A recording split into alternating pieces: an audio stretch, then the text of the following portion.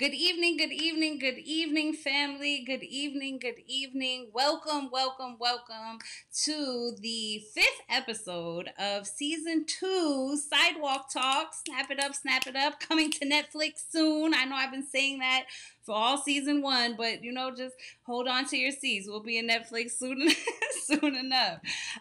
So welcome to Sidewalk Talk. This is an online platform where we have real talk about the streets of Newark, New Jersey. Okay. We gain insight. We clarify misconceptions. We get a call to action from frontline workers, individuals who are on the front lines who know best about what is needed, where we've been, where we are, where we're going, right? So we gain insight by having nuanced conversations and unpacking truths that really aren't often being discussed. Right? We have some real talk here on Sidewalk Talk. We look to clarify misconceptions about groups of people who are often unheard or misunderstood based on assumptions about their lives. And then finally, we look to lift up the work of local organizations here in Newark, New Jersey. Now, if you're not familiar with the revolutionary, unprecedented, radical movement missions that are happening here in Newark, then you need to really lean in because we are trailblazers nationally. And so you need to lean into some of the work that these local organizations are doing. And so Sidewalk Talk looks to lift up that work. Right, but then also to get a call to action from those who are doing the work, that are boots on the ground in the trenches doing what needs to be done, right? So that is what we're here to do tonight. That is what Sidewalk Talk is all about.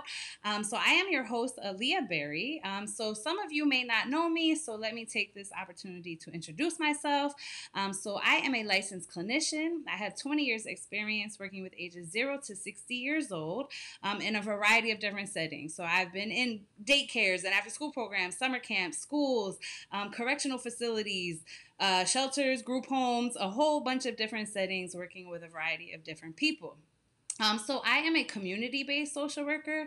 And so what that means to me is social work is a lifestyle. Okay, it is outside the 4 walls of an agency. It is outside the hours of 9 to 5.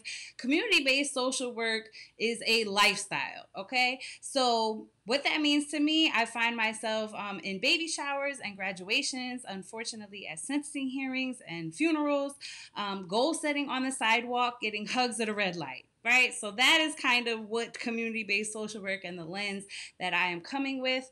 And so a special focus on working with individuals before, during, and after incarceration. So I'm super excited about this topic, which we'll get into in a second. So I currently work as a consultant with Seeds and Berries right here, doing program development, training, and direct clinical services in schools, nonprofits, and the government sector. So to keep in touch with me, you can follow Seeds and Berries on Facebook, on Instagram, myself, Aaliyah Berry, on LinkedIn, and find out more about my services at my website, seedsandberries.com. We also have a YouTube channel, so if you missed this episode live, or you would like to look at the first 10 episodes of Sidewalk Talk in season 1, and the first 4 episodes in season 2, we talked with some amazing guests. We've had some amazing conversations so far. So definitely like and subscribe on the YouTube channel and check out some of those episodes that we have already covered ground, right? So enough about me. I want to get into a little bit of housekeeping real quick. So like, tag, and share for impact, right? First of all, you're able to love and laugh and like and, do all of those things that help my guest and I to feel like we're not in a room by ourselves, right? So it helps us to, know people are engaged and how they're feeling about the content that we have here today. So feel free to engage in that way. Also, if you then hear the conversation and you have somebody in mind that you feel would be interested in the conversation we're having today, then feel free to tag them in the comments, and then a notification will come up on their end to be able to invite them into the room. And then we can share the conversation. And the last piece is share. Share this live broadcast for impact. And that is not for popularity, family. That's not for popularity. That is for impact, right? My guest and I feel we have an important message, an important information to get out there. And so we wanted to be able to get into the hands that need it to have impact. Okay. The last piece is to comment. Definitely comment in the comments section, right, to add value to this conversation. We know that there's a lot of expertise in the audience right now. And so you all have valuable contributions that you can add to the chat. You can add questions. You can, engage throughout the conversation in the chat. And so definitely feel free to do that. All right. So that is my housekeeping. That is about me. That's about Sidewalk Talk. So we are moving on, right? So when it comes to Sidewalk Talks topics, I come up with the topic and then I go through my mental Rolodex and identify the guest who would be perfect to talk about that topic. It is not the other way around, right? And so I say that every episode so that you all really do know that the topic comes first, the mental Rolodex, and then the guest, right? I bring who I feel are experts on these particular topics. And so today the topic is healing survivors through community-based public safety, past, present, and future. So we are not only talking about community-based public safety, but we're talking about where it's been. We're talking about where it is, and we're talking about where it needs to go with a special emphasis on survivors, right? So my guest is going to go into detail about what community-based public safety is. However, I'm going to give you a hint to just kind of lay the groundwork a little bit, right? So over the course of since George Floyd was murdered, right, Newark, New Jersey reallocated 5% of the police budget to community-based resources and organizations. While the rest of the country discussed the possibility of doing this, they looked at it as an abstract revolutionary concept, Newark, New Jersey did it, right? We also just recently graduated 10 social workers that are being dispatched from 911 calls to scenes where police maybe not are as necessary, right? Again, the whole country talking about it. But here in Brick City, we did it. We have social workers in the police department. We have 5% of our police budget dedicated to the work that we're going to talk about today. And we started Newark Community Street Team. Snap it up for Newark Community Street Team. That is the community-based, one of them, but a major one, of the community-based public safety strategy that we have in this city. And so with that being said, and we're going to find out more about NCST, but that is a good segue to my guest who goes by the name of E. She is well known, and she was a founding member on the team that created, developed, and founded NCST. So she works on macro level advocacy systems, and these systems, we cannot have sidewalk talk without talking about systems. We cannot have sidewalk talk without talking about policy, right? Without talking about the macro level things that are happening up here that most definitely impact the sidewalk. So that is with a special emphasis on survivors, which I think everyone may or may not, depending on who you are, be surprised about who we're really talking about when we say survivors. There may be some groups that we assumed were not in that, but we will get into that. And I'm so excited to have E here today for this interview. And without further ado, let's go. Hello, E. Hello. Hey, Leah, how are you? I'm good. How are you? Good. So nice to be here. I'm truly humbled and almost silenced by your opening words, because that was just amazing to listen to. Yes. Well, I am super humbled for you to be here and to be having this conversation with you. So if you don't mind introducing yourself to the audience, as well as some information about Newark Community Street Team, because I think that will color the conversation really well. Sure. So my name's Elizabeth Ruebman. That's my government name, but I go by E. And I currently am the policy director for the Newark Community Street Team. And then I'm also the managing director of our national organization, the Community-Based Public Safety Collective, that we'll hopefully talk a little bit about. So I got 2 jobs right now. And back in, just for a little bit of history, in 2014, when Mayor Baraka was elected, he said that he wanted to invest in a community-based public safety strategy. At that time, as folks may remember, Newark had a steady 50-year trajectory of increases in violent crime. New mayor was elected, mayor who was very aware of alternative public safety strategies to complement law enforcement, and he wanted to invest in those. So the Newark Community Street Team was formed in 2014 and then launched in 2015. And we have been kind of steadily growing and expanding our work. And in 2016, Newark experienced its first decline in 50 years in violent crime. And we, although we have a long way to go, we've had declines every year since. The last year we've leveled out.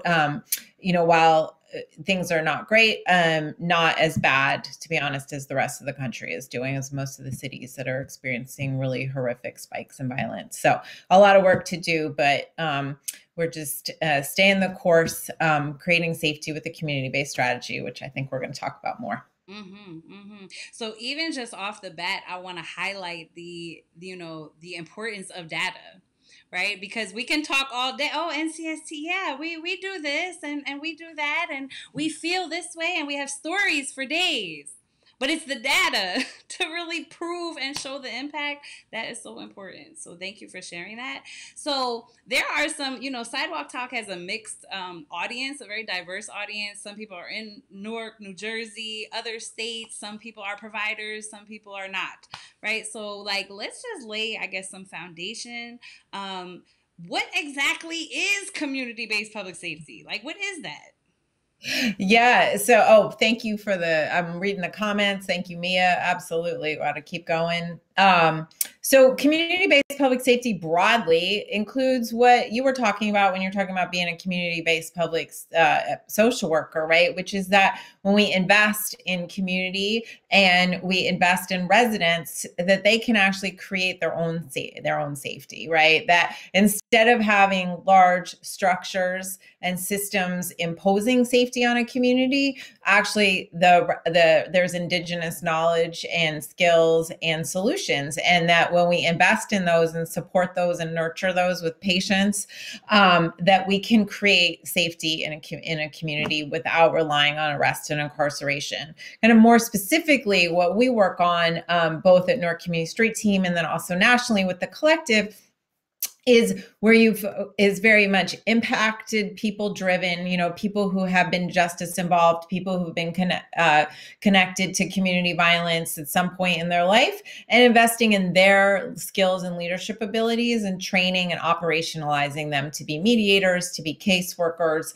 to be mentors, and for them to then work with folks who are at the greatest risk of becoming a victim or perpetrator of violence and intervene with culturally appropriate interventions and stop the cycle of violence that you see happening in so many communities that we believe is a symptom of centuries of trauma, economic isolation from white supremacy, and that these are conditions that have been imposed on on certain communities over centuries, and so we have to invest in that community that's been harmed to reverse the trend of violence.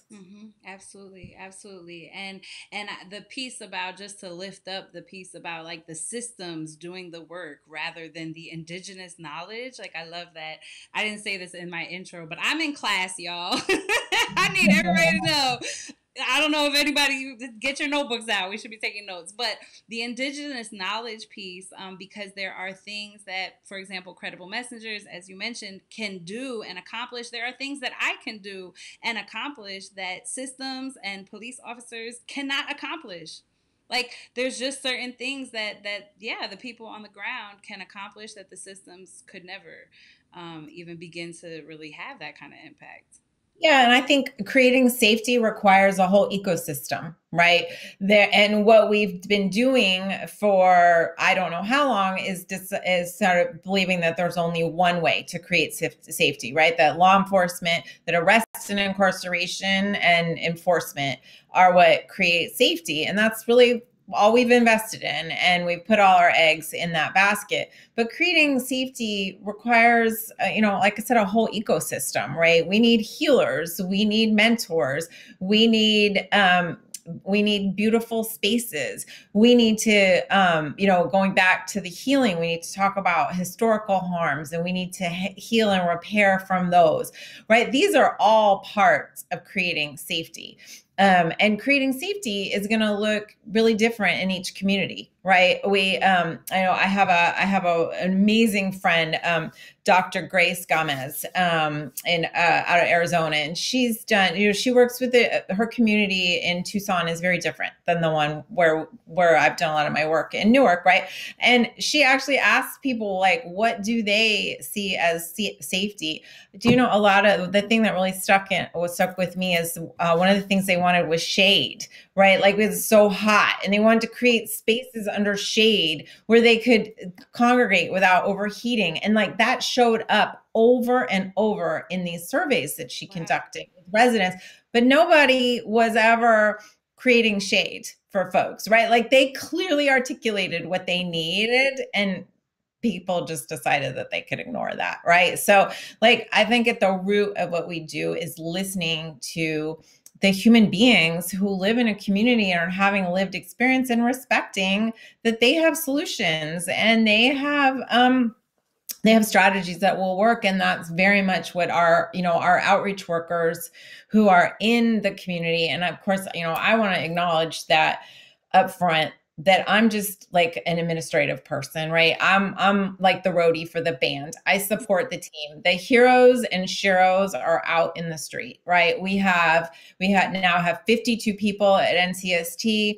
who are working to create safety, but a lot of what they do is they will come back with policy solutions, right? And they need to be listened to. So I'm going to give you an example of one, which is so we help people secure employment in the mainstream economy, right? Out of the underground economy or the drug trade. And people, so our team will help someone to get a job, and they get hired, and they will get their first paycheck, and they might have 90 cents left over in their paycheck. I'm sure you've experienced this, Leah, right? So because while the person was incarcerated, they were racking up fees and fines to the state for unpaid child support, because nobody filed the petition with the court to stop child support when at the point of arraignment. So so the team will come back, and they will say to me and the administration, like, this child support policy with fees and fines is, I can't get people to work. Like, I can't get them out of the underground economy, right? Unless we fix this policy solution. So I think it's an example of like impacted people, indigenous wisdom and leadership saying this is a problem. And then it's like everybody else's obligation, I think, to really listen to that expertise and work on the policies that come out of it. Now, you'll note that we haven't had any movement on child support reform, right? Nobody's even really talking about it, except for folks who do violence intervention. So I think that goes to the point that we have to double down on listening to this wisdom and these insights, and translating that into policy. And that's a lot of what I do for NCST, is how do we get what we're seeing in the community, in the streets, and how do we translate that into policy that can have, that can support violence intervention throughout the state, and really throughout the country. Absolutely. And I just want to highlight, just from my lens, that's like mostly on the sidewalk, but is in the process of transitioning a little bit more macro level, like the things that we see on the sidewalk, right? And for a long time, even to hear you speak about this, for a long time, those of us who are providers, We just try to help folks navigate the thing that is in front of us, right? And like, so, but it does require listening. And so our great friend, Dr. Lisa Chow from Patterson Healing Collective, she said, like, listening is the root of what we do. I love that. Like, that cannot be underestimated. Like, the listening and seeking to understand is something we talk a lot about on Sidewalk Talk, because sometimes that's overlooked. But then as providers, we're seeking to understand. We then do understand, but to then run it up the chain to folks like E to be able to change the macro level landscape, and then that trickles down, that's a seriously powerful lane that I think, those of us on the sidewalk are not always aware of, that kind of work is happening. Yeah. Well, we're all so busy like drinking from fire hoses, right? Because the violence is so horrific, right? We have too much of it. And we have so much violence that we're not even focusing on like lower level harm, right? We're like, all our attention has to be given to the like shootings and homicides, right? Meanwhile, there's all this other harm that's taking place that we can't even like deal with. And so like the need is so tremendous. And our executive director at NCST, he was the field manager and field director, and so even now, like his phone never stops, right? It never ever stops ringing because people need to be relocated. They need him to intervene in a dispute. They need to mediate. And NCST is one of many organizations in Newark that is doing like important community-based public safety. And I think that they would all tell you the same, that they experience the same thing, right? So it's really hard when you've been answering your phone all night and you are like dealing with 15 crises that are like real, right? This is real stuff, to stop and be like, hey, I gotta work on the policy piece of it, right? That's like, but we are always on this treadmill of just, dealing with the immediate crises, immediate pressing needs. And it's really hard to step back. So, that was something that in my background is that I was a federal lobbyist. I've worked in public safety policy. I worked with a state senator many years ago in California who actually made the first public investment in community-based public safety. State Senator Tom Hayden, who was like a total radical and got his start in Newark. And so like I have this policy background, and as we were building NCST, we started to realize that we actually needed it. But the thing that I love is that we actually don't even need me anymore, because we have invested so much time and energy in training resident leadership, right? And that was always the goal of Newark Community Street Team. When the mayor chartered us, he said, just build the infrastructure and hand the reins over to local folks, which, that's why I just came back after 2 years away, because I felt so strongly that it was time for me to hand my job over as deputy director. And so now Solomon Middleton Williams is the deputy director. And now I came back and work for him. But it's so important that this work be owned by residents. And so, I've always felt a little uncomfortable about working for NCST. Like, I do not live in Newark. I live in Montclair. I spend my time, a lot of time there. I'm in the South Ward. I, go to the businesses in the South Ward. I have no qualms about operating in that community, but I still am not from there. So I've never felt like it was really appropriate for me to have kind of this leadership role. So that's why I stepped aside. Solomon and Dame took over, both residents of the neighborhood took over leadership of the organization, which is absolutely like the thing that other than my children, the thing that I'm the proudest of in the world. And so we know that there are community-based public safety experts all over the country that are operating in their communities, right? And they're often disconnected from resources. And so that's why Akila, who is my my partner and the former director of Newark Community Street Team, and now the board chair. This is why we launched this national organization, the Community-Based Public Safety Collective, so that we could work with all of the other community-based public safety organizations around the country, providing them the training and technical assistance that they need to tap into the resources, right? Because what has happened with this work historically is it's either been starved, like given no help, or been given kind of chump change, right? Like they'll throw off a little bit of, people break off a little bit of money here, just enough to seem like you're committed to doing the work, but not to actually resource it, right? And we know you can't build or run an organization on, $10,000, $20,000, right? That's what law enforcement might make in overtime in a short period of time, right? And we have routinely asked community-based public safety organizations to operate their whole organization on such small budgets. So we want to make sure that this work is resourced properly nationally. And as folks may have heard, the White House committed to making a pretty large investment in this work. They prioritized it.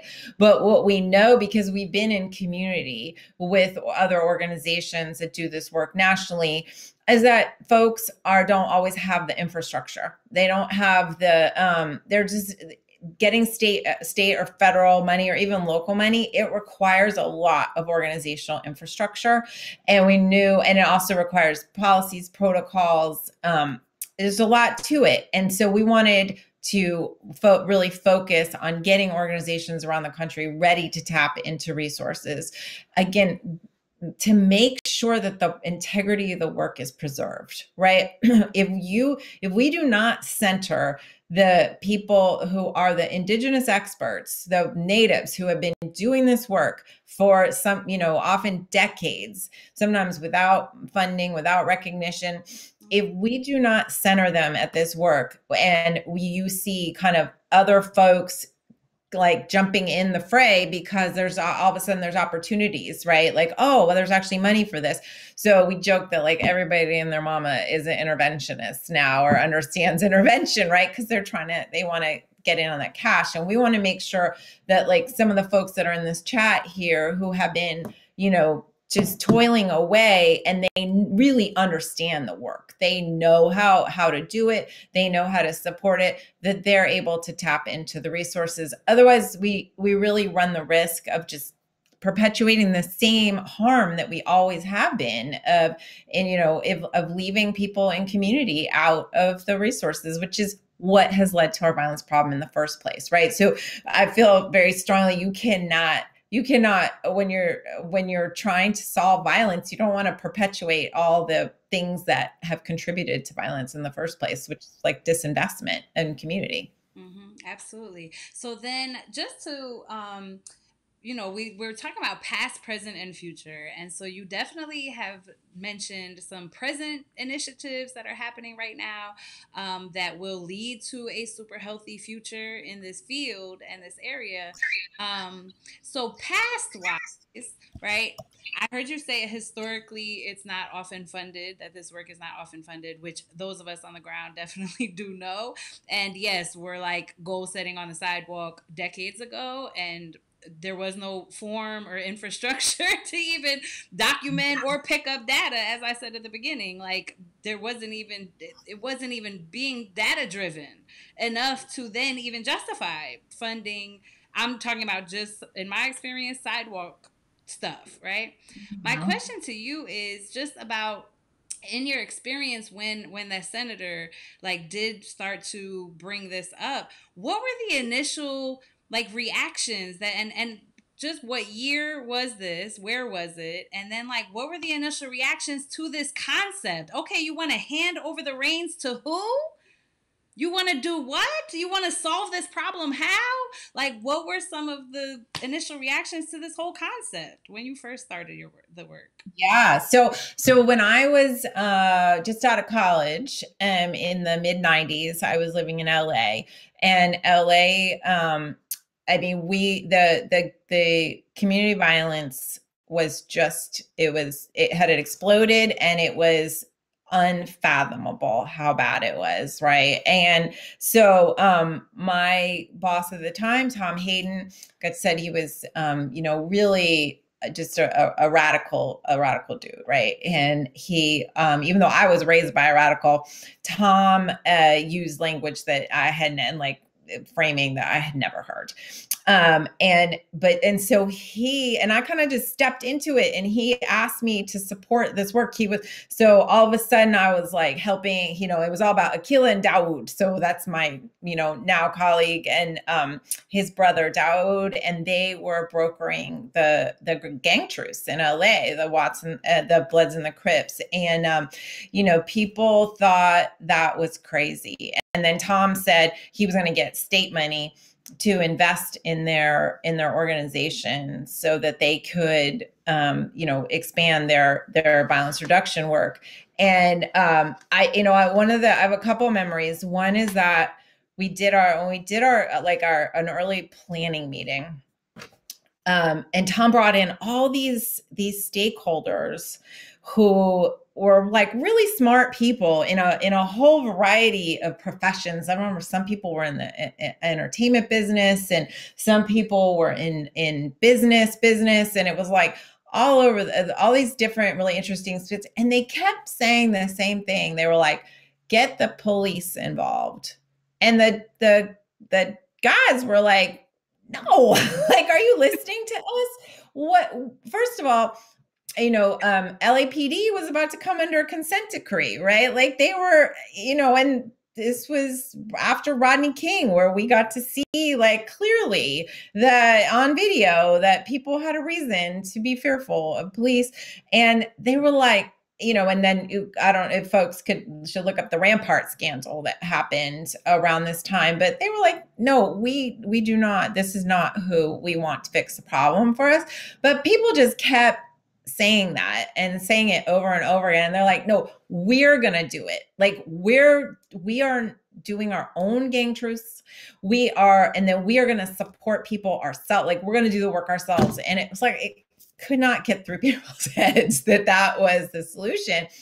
And fast forward, when I was started working on public safety in Newark in 2014. So Mayor Baraka first, he commissioned this thing, the Safer Newark Council, and I ran the Safer Newark Council. And so one of the things we were supposed to do was to figure out how to integrate his new vision of having community-based public safety into the broader public safety thing. And it was the same conversation that it had been in the 90s of like that they had to be deferential to law enforcement. And then the big thing that people kept saying to me over and over again was, well, you can't trust residents to do this. And so you can't empower the community. Like it has to be done for them.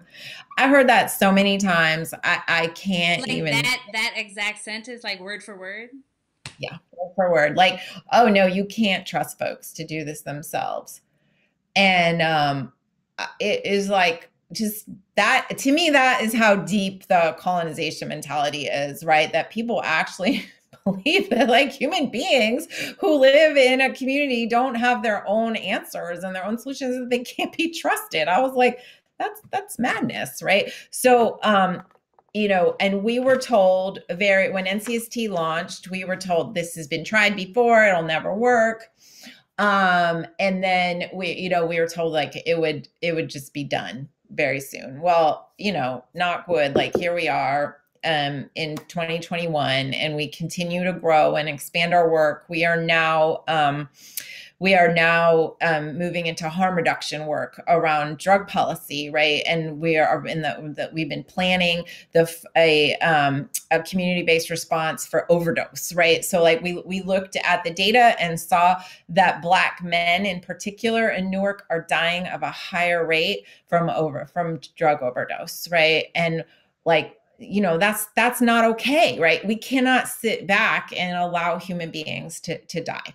And so we kind of dug into it, and it was, people are reluctant to call 911 because police often show up with them. And so, for certain folks, they were allowing people to die or not calling themselves because they didn't want that. So like, that's a perfect example. So we're like, okay, this is a safety issue, and NCST can step in and provide a community response that people feel safe calling for. And if that saves one life, right, then that's worth doing, right? Because like, all human life is sacred and divine. And I think so much of our public safety policy has been driven by this idea that only certain people are worthy of living. And we just wholeheartedly reject that. Like every human being, no matter how they show up on this earth, is sacred and divine. And we have an obligation to try to keep them safe and alive. And that I think belief very much underlies all of this work. So yeah, I mean, those were the reactions we got. It was just very like dismissive, always kind of going back to law enforcement as the only point of contact, and also being very much in charge. And just slowly and surely, I think like doing the work and doing it with great professionalism. Folks know we have policies, we have standards. We operate based on protocol.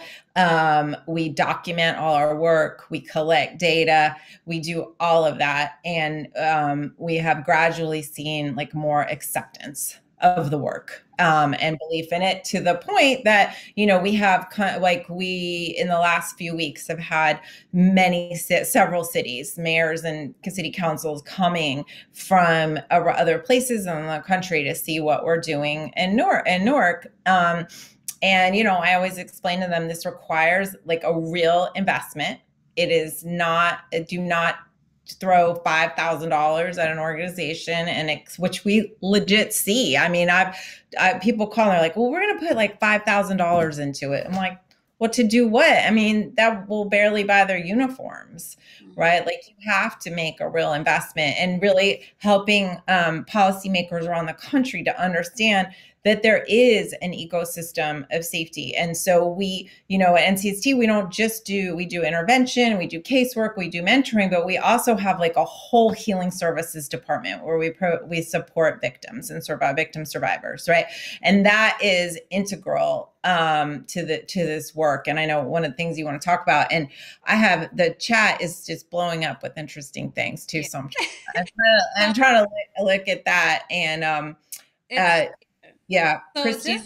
just even the piece that, the historical piece I found interesting, and that was like I wanted to hear that like from you as to like, what was it back then in LA in the 90s, right? Like, because I am here, in regards to this work. And so for you to say that it was being dismissed, that just the comments that you literally heard, but then even now, right, in the shift, and we're now shifting, and I also want to shift to the survivor piece of this conversation, but in the present day, we've shifted into finding this important, or so folks say, because real talk on Sidewalk Talk is, and this has come up in a couple different episodes in different topics, but folks trying to check a box is not what we're going to do, right? And so I have found that like community-based public safety is a super like trending word, and I'm using that word on purpose, E. Like, it's super popular and trending over the last, year and a half or so, and now it's like, oh, that's the cool thing to do. Let's do that. And then we call in the collective to teach us how to do it, and we'll give them $16 to do the work. Right? Yeah. And so like, that's what we're not going to do, is like try to check a box and say, yeah, we're doing that model here in blank city, but you're not actually, throwing any investment in it, to your point. And then the deliverables that we're looking for are not really happening. So I really appreciate you bringing that up. So yeah. But Leah, I'm sorry. I would be remiss if I did not acknowledge, in terms of like the history of this work, right? That first of all, communities of color have been creating their own safety since the beginning of time, right? So this is not something new, right? And I think, look, we give lip service to that expression, like it takes a village, but that's what it meant, was like all hands on deck. You need an ecosystem to keeps people safe and well. And so, there's been, like I said, communities of color have always been doing this work. Now, when you saw it sort of like really taken next level and politicized by like the Young Lords and the Black Panthers, right? It is important to remember that it was then criminalized, right? That this work, I usually on these things, I wear my FBI killed Fred Hampton shirt, because I never want us to forget what happened to the people who really, and the nation too, who really pioneered community-based public safety work in this country, and were targeted by the federal and state government for it. Many people lost their lives, including Chairman Hampton. And so, like, that is part of the legacy, right? Is like the active criminalization of this work. And then I think we've also seen a lot of folks who have kind of embarked on this work, and it's whether it's community-based public safety or just like kind of community empowerment, and is like getting targeted for extra scrutiny, right? Whether it's your taxes or your whatever, so there's been a long history of folks who are leading this work who have been subject to harm, either, like I said, either just like excessive scrutiny and auditing and kind of harassment, or outright criminalization and loss of life. So I think that it's, I never want to forget those pioneers and the horrible things that happened to them as a result of embarking on this work. So thank you so much. Yes, would be remiss if we did not add that to this piece. So, yeah, and I think it's just folks do need to know that when they are choosing to embark on such work, right? Like then, now, in the future. And it is true that we need to stay connected with the roots of the work, despite the trendy word. Mm-hmm. Like I said, it's a trendy word, but the work has been happening since the beginning of time, the beginning of civilization, right? So thank you. So then your expertise, I mean, we've already, addressed a lot of your expertise, but then shifting the conversation a little bit to like specifically survivor work. Mm-hmm. So, like, how we're supporting survivors. When we say survivors, again, trendy word nowadays, but like, it is the trend leaning towards only certain kinds of survivors. And so, who are we really, talking about when we say survivors? So, let's, I guess, talk about supporting them and who they are. And yeah, let's start there. Yeah. So, I mean, I think that most people are survivors, right? I think that almost everybody, well, first of all, this country is a crime scene, right? I mean, we have between the genocide of the indigenous people and the enslavement of Africans and their unpaid labor for centuries, right? Like so many people have survived. I think that that sexual abuse, child sexual abuse, sexual assault, and these are rampant acts of harm that have happened to just about everybody, right? Like if people were honest about their experiences, which we're generally not, right? We can be very secretive, and I always think secrecy allows these things to flourish.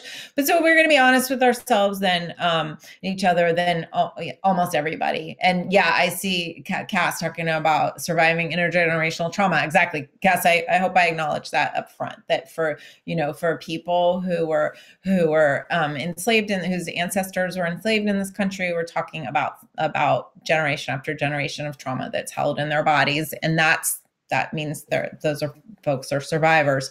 So I think there was a history in this country when we wanted to really aggressively criminalize, in particular, Black and brown men, of seeing that certain folks were survivors, right? Or victims. They were called victims, and there were victims' rights movements that were built in across the country, advancing legislation like 3 strikes and things that were very mandatory minimums, things that were very much perpetuating the criminalization.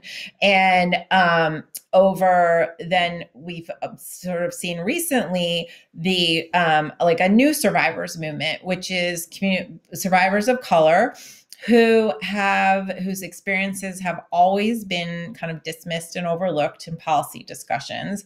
And so we at NCST is the home for the Crime Survivors for Safety and Justice chapter in New Jersey.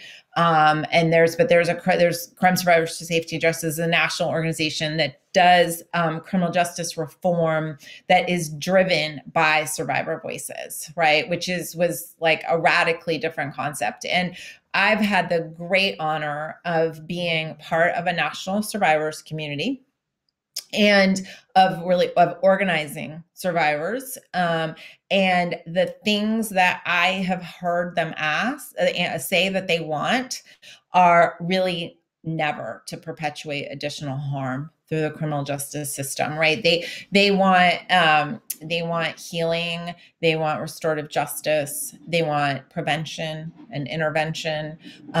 They want a system of accountability, and that holds people accountable, but also holds space for their healing and their collective healing. And it's a really different vision. And people are always as kind of surprised when I say that NCST is a survivor organization, because we're mostly Black men who are, I do not reflect the organization either in race, certainly not in race, but also not in gender, because most of our team are male, although we do have quite a few amazing women on our team. But they have never been viewed as survivors who are kind of worthy of healing and repair and grace and support. And I think, because many of them have also been connected to violence, right? But NCST is a survivor organization. We are 100% survivors, either of, in my case, sexual violence. We have folks who were forcibly removed from their homes by really unjust home removal policies. That's a form of survivorship. We have people who are survivors of gun violence or interpersonal harm. So we've all been harmed. We are all survivors, and we have also been involved in policy discussions and using our survivor voice. And so one of the things we really worked on was victims' compensation reform, which I could go on for days, and I won't talk about it unless folks are interested. That's a whole episode in itself. Noted. Yeah. I have some questions about that too. Noted.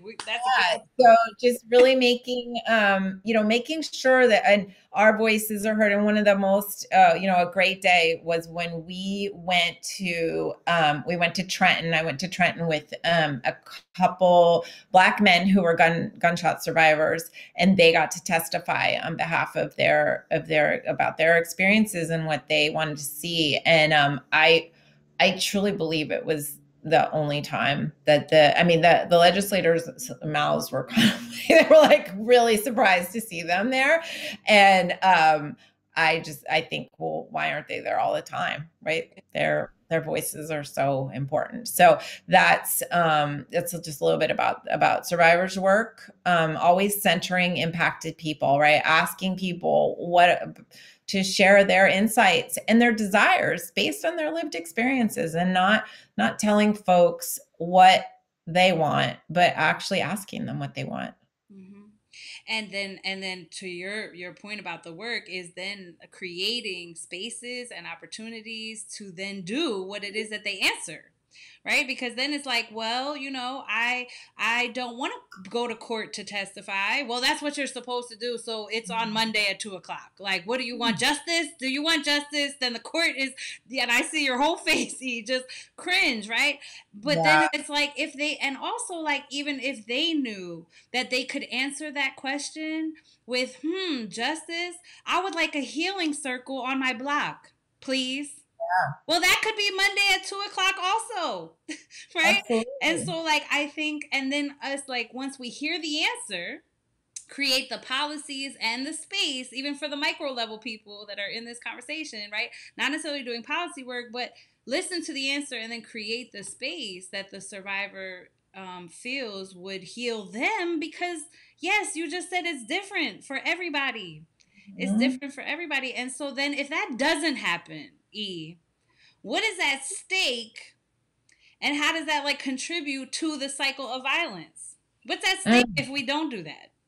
Well, I think we make terrible mistakes that allow the cycle of violence to perpetuate. So I'll give you an example that I think illustrates this well. Is that so if you ask almost any survivor of any kind of harm, they will tell you, I mean, I don't think I've ever not gotten this answer, that what they first need is to feel safe, right? And then, and I saw Kaz talking about the hierarchy of needs, right? So it's like, yes, they need to feel safe first, and then they can deal with the maybe the criminal legal system if that's what they're interested in. They can deal with with other things, but they first need to stay safe, and often that involves housing, right? That people need to be like physically moved to some place where they feel like they're not going to be re-injured. They could just take a breath. And so, but we routinely demand that people participate in the criminal legal system when they have not been made safe, right? And so, and then we're shocked Yes. that they won't participate. Yes. And I hear this all the time, like, oh, well, if folks won't snitch, and it's like, that's such an oversimplification, right? Or DV victims, and they never testify or whatever. Well, of course not. Human beings, we are invested in self-preservation, right? We want to stay alive, and often so we can care for our children, but also just so that we can exist in this world. And why would we ever do something that might make us less safe when we're already feeling unsafe? So like, it's a perfect example. And so what we see is, and what we've had in New Jersey, and we have this all around the country, because I've talked to they're doing it the same way in almost every state, is that for emergency relocation, you have to participate in the investigation, in the prosecution, right? And so, and then we'll help you. Then maybe we'll help you get some safety and stuff. And it's like that is completely backwards. It's a backwards equation that results in people being re-injured and killed, right? And so you have the victim who says, I'm not going to participate in the prosecution because you cannot keep me safe, and I know that, right? Like, I personally have had my name show up in discoverable legal documents, Yeah. right? And like, this happens to be, and everybody knows that it happens. Like, anybody on the street will tell you that someone can get that names show up in documents, and that's not a chance that people are willing to take, right? So Yes. like, again, these are the things that if you do not ask people who have experience with this, you will not understand this, and it will miss you. But we don't, because we don't consult impacted people, we don't get a chance for them to share these kind of insights. So so people end up going back home because they're either going to retaliate almost immediately to protect themselves, right? Or they're a sitting duck waiting to become re-injured. And so this is like exhibit A of how bad policy results in people being additionally harmed and perpetuates our cycle of violence. And so this is where we have, the whole country should be looking at changing how we do these things so that we can reduce deaths and violence. Safety planning, right? Like when there's an investigation of a violent crime, safety planning is often an afterthought. If and I think someone just wrote like safety shouldn't be you can't have a relationship, or you can't use that as a bargaining chip. And I agree. So it's like, so when you come to investigate, law enforcement investigates a crime or something, it's like the first thing needs to be, is this human being safe? How can we prevent them from becoming additionally harmed? What do we need to do for their healing and their sense, restoring their sense of self? And then we work on, and we can work on the investigation separately.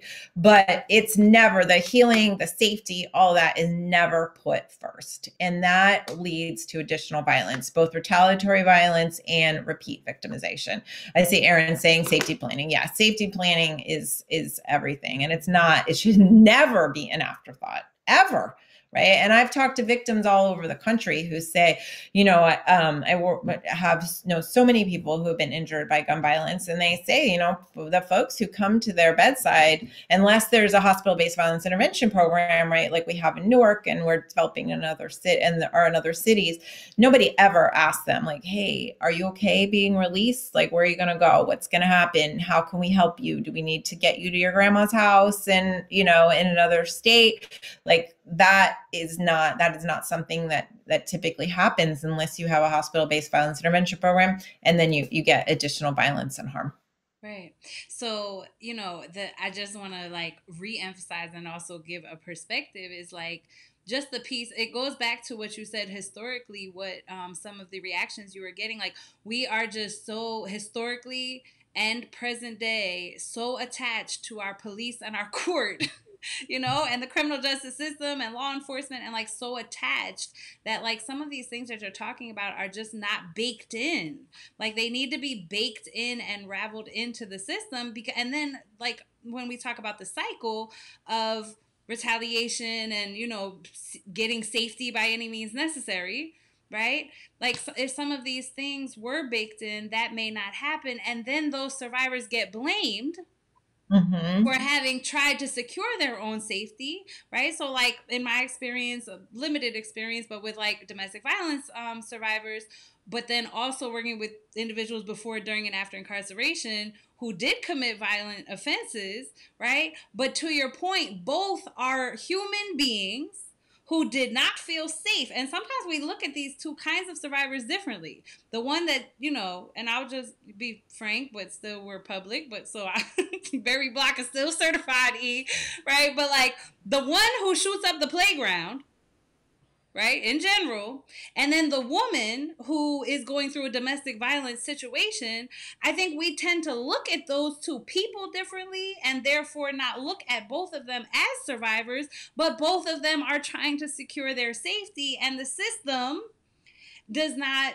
consider how to really go about that. And then I also think even at the provider level, in agencies, as a social worker who has worked for schools, who has worked for nonprofits, shelters, group homes, a restraining order doesn't make me feel safe as the case manager, right? And so then that puts us as providers in a little bit of a predicament, because and like going to law enforcement for help and names in paperwork, I've seen some things with my own eyes that make me question the safety of these systems. And so even for providers that are supposed to guide clients in the right direction, whatever that is, we're not ready. We're not there yet in some situations.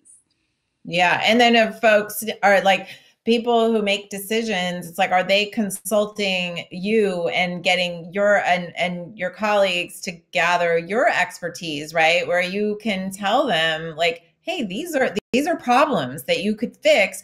And instead we just get like a lot of reactionary policies that kind of like increase criminalization, right? Instead of making like changes that address real world concerns like the ones that you're bringing up. And so, that's why always impacted people and people with the on the ground expertise need to be consulted. I see, by the way, I just see like so much going on in the chat about youth involvement in and we don't at NCST, we don't use the G word, we don't say gang. We think that's a word that is used to purposely dehumanize people. Like, when I was in the 90s, when sort of we had this explosion of group violence, that word was used to help the country, I think, ignore the problem, right? It was like, oh, it was just gang violence, so we didn't really need to care about it because it wouldn't affect us, everybody else. And it was, so anyway, NCC, we do not use that language because we, they're human beings. We don't call members of a fraternity gang members, even though they have signs and they dress in colors and do all the same things. So anyway, we like to try to be really conscious of our use of language with regard to perpetuating racism and dehumanization. But I think like children, human beings we have a desire to feel safe, right? So that's a lot of why you see young people associating with groups, right? Because they need to be protected. They need to, and then also people, we want to be part of something, right? We want to have an identity and we want to belong to something. And I think it's really important. And at the collective, I work with communities around the country. They're not just Black communities, but they're like Black, brown, and Native communities. And, we have seen that people's ancestral traditions have been stripped from them, right? Since colonization. And this has horrible impacts on violence, right? We have purposefully taken away something that creates identity for people and they can connect to. And so like that's part of public safety strategy, right? In indigenous communities, like bringing back their Native traditions and their Native dances. And that's why, you see I work with just an absolute hero of mine, Pam at Golden Ciphers out in Cleveland, right? And they're like restoring all these ancient African ancestral traditions as part of their violence reduction work because they see that that's what the children in their neighborhood really want and need and crave. So public safety, creating public safety, like I said, it's an ecosystem. It takes a lot of tools, but I think, and also, I always look at, so at NCST, like a lot of the folks we work with who have been either a victim or a perpetrator of violence, if you look at if you have them, we do like their lifelines, and they're always experienced home removal as children, right? And we know that we have been aggressively removing children from their homes, children of color from their homes, with devastating impacts, right? And not at all prepared to mitigate those impacts. Like you take a child from their family of origin, like no matter how terrible it was, they're going to suffer horrific trauma, right? Like just being removed. Children naturally want to be with their family of origin. We're wired that way. So things like that are like, these are complex problems that are leading to things like, eight-year-olds being connected to group activity. And so we need complex solutions. It's not a quick fix. It requires significant investment of energy and infrastructure and focus. And again, always listening to what people's lived experiences are so that we can back it up. And I'm so I can't wait to read the chat later because I can tell like a lot of really wise stuff about decolonizing the mind. Yeah. And so even, the 8-year-old, as we kind of wrap up, so I do a lot of like leadership training in the correctional facility where I work part-time. and just really like teaching and empowering and, you know, trying to convince them at first to use their leadership in another way, because some of them were leaders at the age of 6, and I tell them, without even knowing you at the age of 6, I know kids were following you around the playground, and they're like, wow, Miss Berry, you really know. Yeah, right. And nobody has ever really called me a leader, Miss Berry. Nobody ever saw that in me, but like, people saw it in you, right? The streets saw it in you, and then oftentimes that's used, and I'm talking about my population, but like oftentimes that's used in a negative way. And so to repurpose power and repurpose identity in the realm of leadership and positive community based leadership is so important. And so the other night, like, not even the other night, but every time I have those kinds of experiences and opportunities in there, I talk about the prevention work, right? Because we have and I'll sidewalk talk, real talk. We have a lot of programs 16 to 24, 16 to 24, 16 to 24, right? Mm-hmm. Like, Yeah. who, and we the 7 to 9 to 11 to 12, right? Those ages are like, somebody definitely has to get them. And then the 3 to 4 year olds, like, you know, as you were talking about some of those you know, traditions and being like put into the 3 and 4 year olds, 5 year olds, that early childhood, like some of that prevention work. I'm more on the intervention side, but Yeah. that prevention work is like so important. So I'm glad you brought up the 8 year old, because we're not seeking to understand what's on his mind, and they have a lot on their mind, and they see a lot, they understand a lot. I actually have brought children's letters into the correctional facility, and the children talk about how violence affects them and the solutions they have. These 6 and 7 year olds have, you know, ideas about violence and what they think are solutions, and like, we don't take 7 year olds serious. No. You know, No. there's a lot of people Well, we don't take seriously, but the kids too. We overlook what they're seeing and what they think about what they're seeing. and Aaliyah, you were talking about the leadership ability of the, you know, of the 8-year-old little boy or 6-year-old little boy, and like we know that if that little boy is Black, then their chances are his leadership abilities are going to be perceived as troublemaking abilities, right? And we just the way, I mean, I know.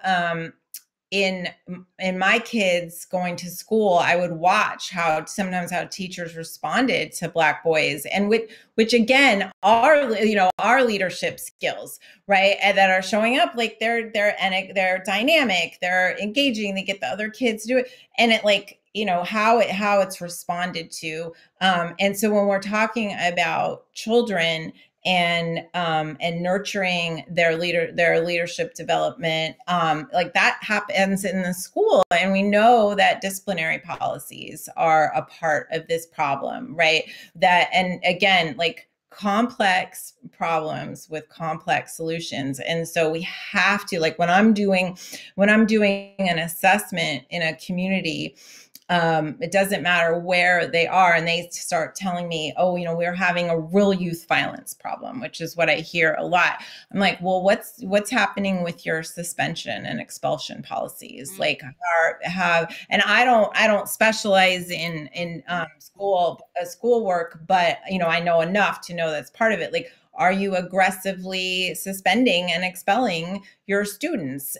Because then once they're like just totally disconnected, then they're pretty much guaranteed to get in trouble, right? Like child welfare policies, like there's a lot that goes into the fact that we have young children who are, you know, engaging in in dangerous activities that could cause them to get harmed. And so it's our responsibility as adults to fix that, right? Not to blame the children. And, you know, and there's just obviously, so I think I'm stating the obvious to most of our listeners, but right, there's just so much dehumanization of Black and brown children. And that is the way we treat them is part of why we have violence problem. Yeah, I hear stuff about European teachers. Yeah, I think teachers are reflecting their student base is like one of the most important things, right, for keeping children in school. Yeah, and then Yeah, seeking. I'm not. education expert, but like I know enough to be Yeah, dangerous. no. So I was a former teacher and in schools over 10 years. And the piece about the suspension, definitely super relevant. And seeking to understand, we brought this up a bunch of times in other episodes too, like the layers that are underneath behavior, the roots that are under behavior. Like you just brought up two parallels of suspension and being removed from the home. Both are forms of rejection from a Oh. community, right? And Mhm. like and powerlessness and disconnection. And so like if you don't, and I've heard this from individuals' mouths, like the community doesn't care about me, therefore what do I care about the crossing guard that gets shot in the foot? You know, that crossing guard doesn't care about me. That woman in that house doesn't even speak to me every morning when she goes to work, right? Like, so there's like such a disconnect and a rejection, and to your point, just folks want to belong. Folks want to have power over their lives, over their future, over their present, you know, over their connections. And but like we're not seeking to understand. Like I think that's the overarching theme of this conversation is like we're looking at the behaviors, the decisions, the ripple effects, but not really taking the time. And yes, it's nuanced, so let's not oversimplify, which a lot of people like to do too, oversimplify a lot of these issues that we talked about tonight. So the Yeah. last It's question. not a Hollywood movie, right? That's what I always tell people about like intervention work. I'm like, just what all the Hollywood movies you Yeah, watch, like forget about them because first of all, we know those things sure. just like perpetuate white savior mentality. But it's like, no, these are multi-century, multi-generation, multi-system problems, and they require a very, very nuanced, very complicated responses. There are no quick fixes, which is why relying solely on law enforcement to create safety in a community is an insufficient response. And you need to invest in a much broader ecosystem. It's lazy. It's lazy, E.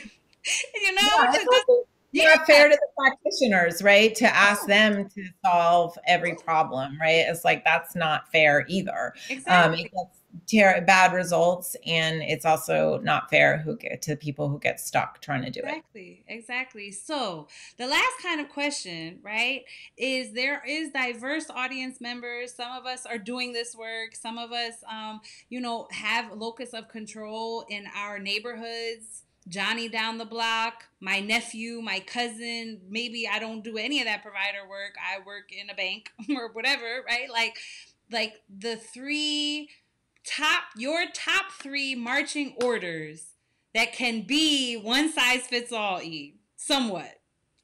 Like what should the average, you know, and yes, I'm a provider, but I'm also a community member first. So like what are our marching orders from you? Because we on Sidewalk Talk, we talk about, you know, emails and meetings are cool, but it's time to move into, into action, and stop meeting about action. So tell us what to do, E. What are your top three calls to action?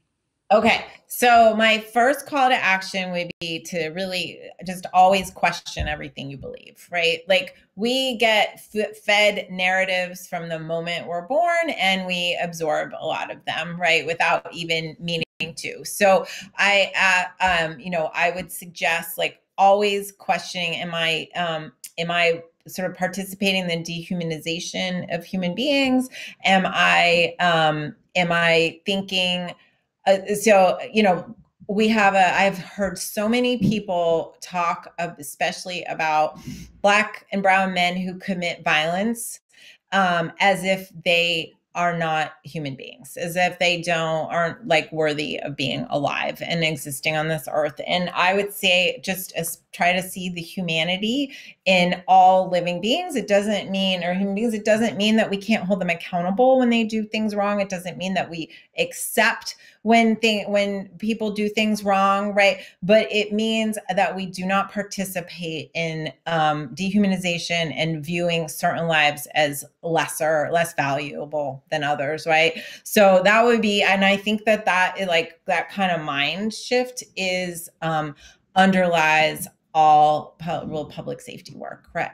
So that'd be my kind of first thing that I think anybody can do, right? Like I don't don't use language like gangs. Don't be ever be dismissive. Like, and I always told my team, like, the day that you read about people being killed in the newspaper, right? Like there's a shooting or something, and you don't feel something. And I really, like, I cry every time I read about a loss of human life, right? Never allow yourself to be desensitized to the loss of human life, right? Like that is a not, marching order. that is a marching order right Order. there.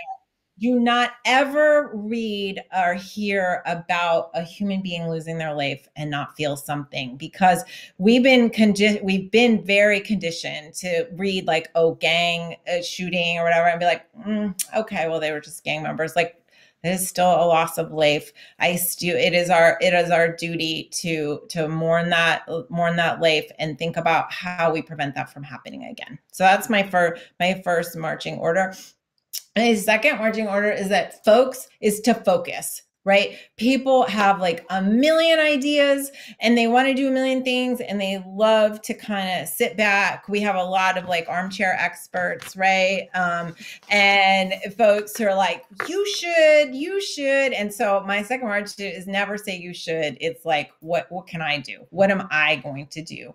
And focus on something that is manageable, right? Like when we do advocacy and leadership development with a team, we talk about like, what is you're only gonna pick away at like a little piece of it, right? There's a million things we can do, right? But you need to figure out what your piece of the pie is, and just focus on that, and you do it instead of saying, Aaliyah, you should, like Sidewalk Talk, right? You could have sat back and said, someone should have a show where we talk about these things, right? But you just set the dang show up, right? Or write paragraphs about it on social media. Yeah, exactly. We love to just kind of so we just love to kind of like, somebody should do this, somebody should do that, and it's a million things. So focused, and also having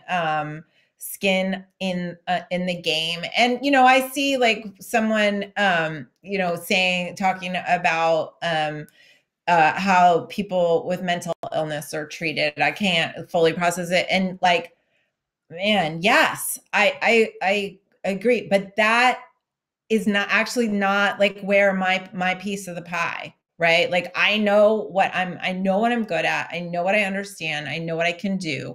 And I focus on that. And I can do, and I see other people on this chat who like, they really focus on their thing, but as long as you're doing something, Pick a lane, right? play your part. That is our motto on Sidewalk Talk. Pick a lane. Okay, I'm stealing your motto, right? Because it's say that like, every episode. Yes, pick a lane.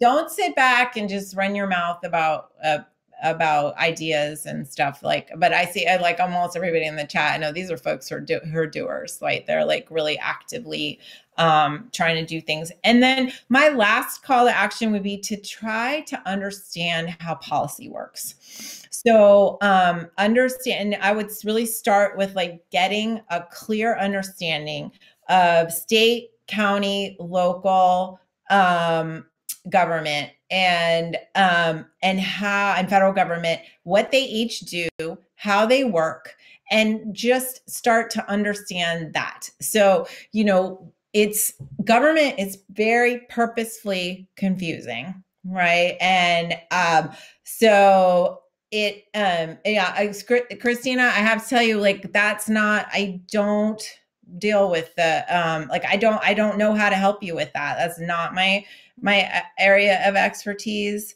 We do violence intervention work in the South Ward. So like I can think about how I can support that, but like none of us can be all things to all people, but I'm happy to look into a little bit more. But yeah, so understanding how policies are made, how the different levels of government work, it doesn't take that long to figure out. And then you're like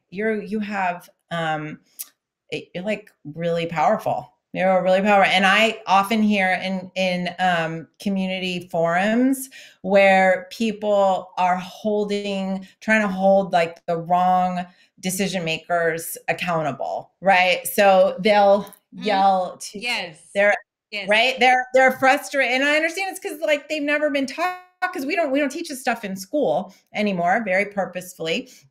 Right. And so it's like they're complaining to their county freeholder about something that's a federal policy. And honestly, on Wikipedia, you can learn a lot about how government works. So that's kind of like my third marching order, is to really try to understand how government works, because it's gonna make you more effective at advocating for creating safety in your community. Yes, yes, absolutely. So those are the three official marching orders, which I will repeat in the summary section. But also, E gave us like 18 other marching orders throughout this whole conversation. So those are like the official ones. So I do hope everybody had their notebooks out. How does the audience support your work or stay in touch? How can we support like what you do, with the exception of these? Yes, these marching orders would help your work. Is there any specific ask in a more tangible way to support the work of NCST or your work? Yeah, I mean, look, I feel there's so many amazing organizations that need support. I would honestly not feel comfortable kind of trying to gobble up the support. I think as long as you are doing something in your community to create safety, I would say that most organizations, whether it's NCST or another organization, they really need administrative help, and they really need like kind of simpler things. Like everybody always wants to help out in the like do things in the street and feel like they got a cape on and but like we need folks to just sometimes help with filing or help with like writing reports and stuff like that. And we're blessed at NCST that at the moment we're pretty well staffed. But I think there are so many other organizations, and I try to help them, when they reach out to who need help with administrative functions like budgeting, developing a budget, things like that. Like if you have any kind of expertise in those skills, you can benefit any community-based public safety organization. And so I would love to see folks help out with those kind of things. Everybody likes to go to events and like be seen. We really need like people to help behind the scenes, to like sit at a desk. We always say like at NCST, we got where we were because Akila and I would sit at my dining room table and we would write reports, we would write grant applications, we would just write stuff till like our eyes were bleeding, and nobody wanted to do it. It wasn't sexy, it wasn't fun, it wasn't cute, but it's what allowed us to build the infrastructure for writing policies, writing, and it's like, it's boring, but that has to be done in order for this work to flourish. Yes. Yes. Thank you. Thank you. Because honestly, sometimes certain lanes are over pronounced. And so people think, well, and we try to make that known here on this platform, like just because you're not out on the sidewalk doesn't mean that like you don't have a lane and that it's not a very, very important one. This is the highway of lanes, right? And so like everybody needs to pick one and play your part. And no, not all the lanes are on the sidewalk, right? We've even talked about funding, right? Like someone in Michigan can fund an organization here and just write it. If writing a check is your only lane, that's a helpful lane. Like filing Yeah. paperwork is a helpful lane. Writing a report is a helpful lane.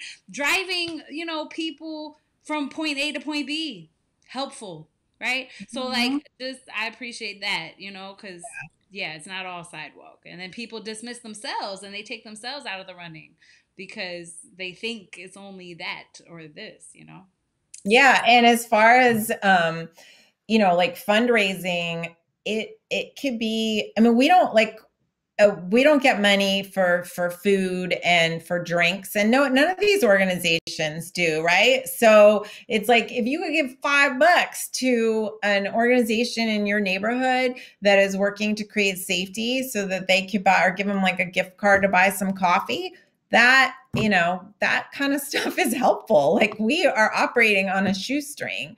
But I think I look kind of put together, but I buy all my clothes on eBay because I don't spend money on clothes, because I give my money to NCST so that we can help people in the community. So like, and if it, whatever it takes.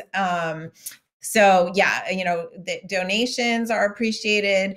And so yeah, Lisa's right. And like, so many folks are operating, if their work is funded, they're operating on a grant that doesn't cover any extras, right? Like, they can't even buy coffee. They can't take like their team, they can't buy snacks for a meal or put on public events and stuff. So yeah, absolutely. If you have the ability to give money, but I certainly know that not everybody does. No, definitely. Yeah.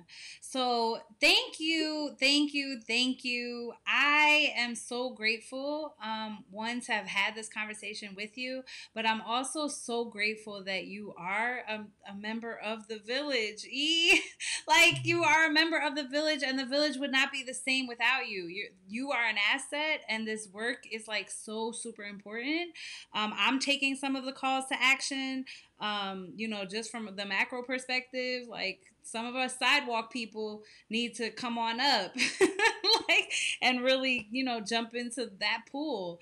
But I just, really, really appreciate you. I honor the work that you've done, and the marinated wisdom. We salute you, and all my guests, but I really salute your work. So thank you for having this conversation.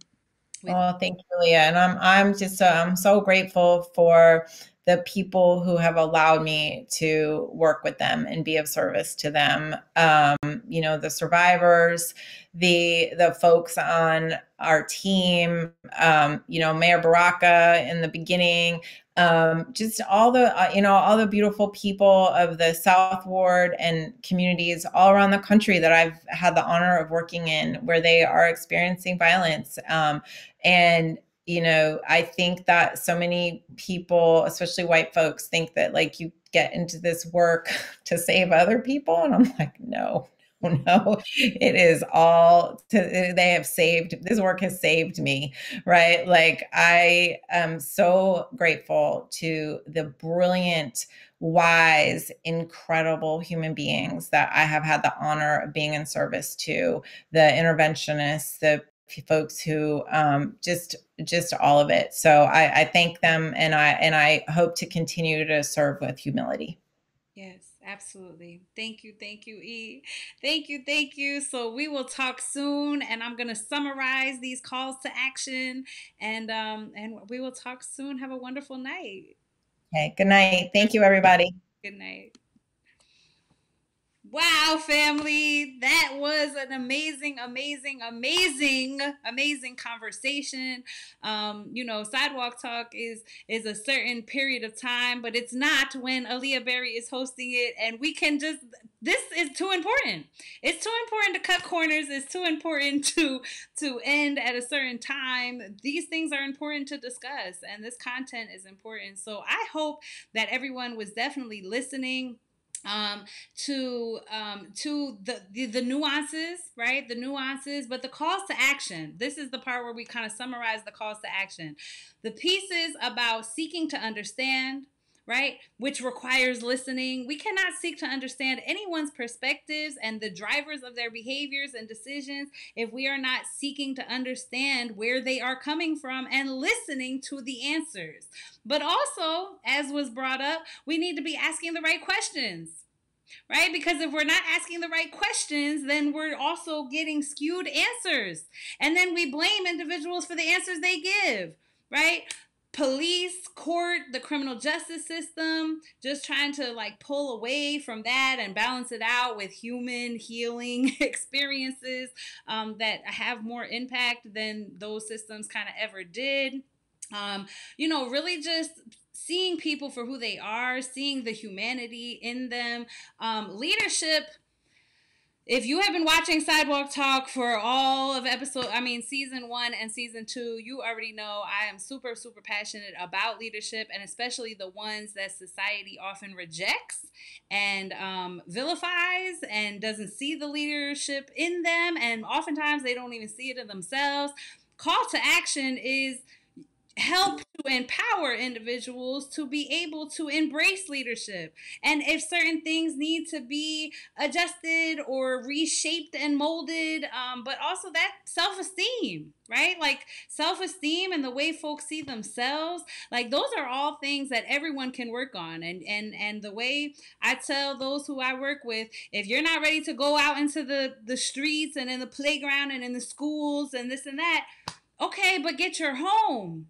If you get your home, that's helpful, right? And so if everybody, and also engaging in our own journey of transformation and making sure we're bringing our best selves to the community so that, you know, we can continue to grow. The very specific calls to action that E gave was questioning, am I participating in the dehumanization of individuals through systems? And through systems or through conversations, that can happen at the grocery store. Right? Kiana Bryson in the last episode when we talked about mentoring, and the woman in the grocery store who's carrying her children and 8 gallons of milk and all these groceries, and we're looking at her, you know, judging her and telling her to move up in the line and rush. That's a dehumanization right there, right? So like, am I, you know, us questioning and kind of looking in the mirror to really being able to see each other and see humanity, to not be desensitized, family.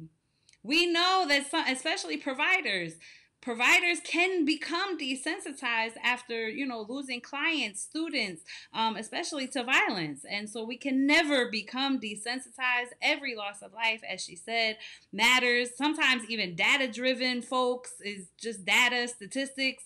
No, every life matters. And those numbers represent, you know, individual people. She talked about focusing. Stay focused. Let's stay focused on how to help, not tell other people what they should be doing, but how to really help. Ask the question, what can I do? And understand policy, she said, which was, I says, okay, aye, Captain. that was a call for me too, because the intricate pieces of government, like, we do need to understand so that we know how to effectively advocate. And she didn't say these words, but I'm going to say it. Sometimes we're blaming the wrong people. And on the flip side, instead of blaming how we should be advocating for the things that we're looking at, well, we need to understand who's in charge of the things we're advocating for. And to really understand that, and yes, she said it's purposefully hidden from us, right? And so that's deep right there. So we need to, you know, especially things that are hidden on purpose, we need to seek out information about, right? So Newark Community Street Team, right here, they are located at 915 South 16th Street. Their phone number is here. Any way you want to be able to help them, we feature different organizations on all the Sidewalk Talks. So if you go onto YouTube and you want to help pick a lane, get connected to an organization, volunteer, send a check, send some clothing, call the organization and say, hey, I want to help. What do you need help with?